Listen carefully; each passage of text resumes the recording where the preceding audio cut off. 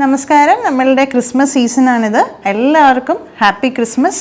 അപ്പോൾ നമ്മൾ ഇന്ന് സംസാരിക്കാൻ പോകുന്നത് ക്രിസ്മസ് കേക്കിനെ പറ്റിയാണ്. ക്രിസ്മസിൻ്റെ അവിഭാജ്യ ഘടകമാണ് ക്രിസ്മസ് കേക്ക്. കേക്കില്ലാത്തൊരു ക്രിസ്മസ് നമുക്ക് ആലോചിക്കാനേ പറ്റില്ല.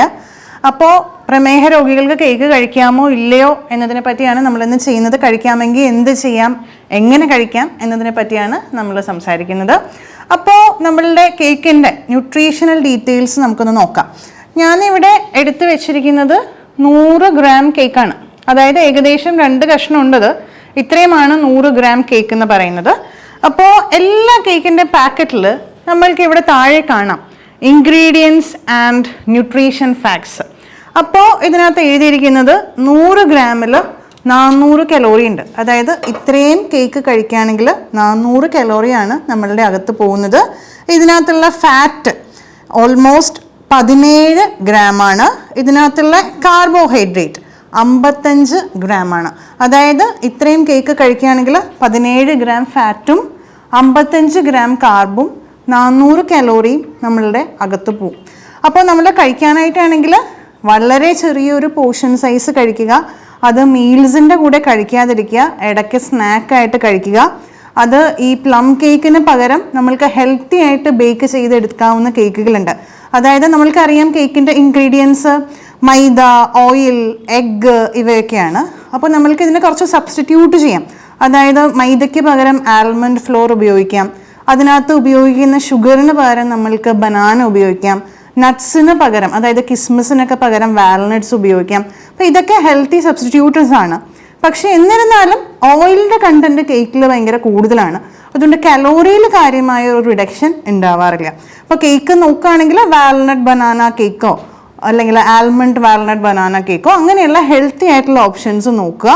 എപ്പോഴും ഈ ഇൻഗ്രീഡിയൻറ്റ് ലിസ്റ്റ് നോക്കുക. കാർബ് കൗണ്ട് എത്രയുണ്ടെന്ന് നോക്കുക.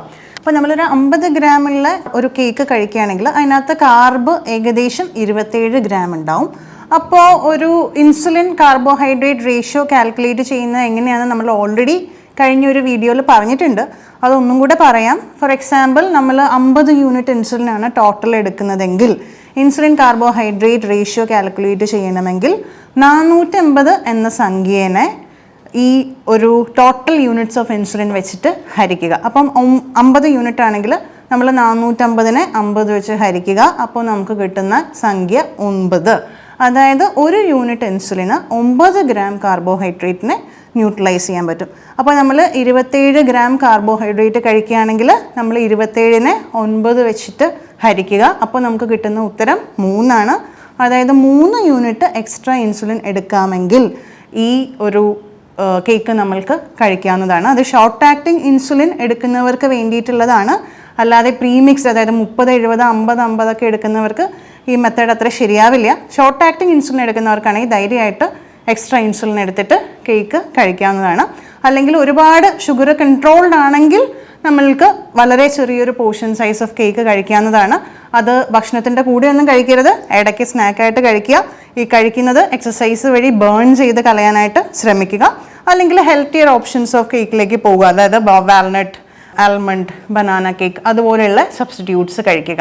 അപ്പോൾ ഇങ്ങനെയൊക്കെയാണ് നമ്മൾ കേക്കിന് വേണ്ടിയിട്ട് ഇൻസുലിൻ അഡ്ജസ്റ്റ് ചെയ്യുന്നതും ബാക്കിയുള്ള അഡ്ജസ്റ്റ്മെൻറ്റ്സ് വരുത്തുന്നതും.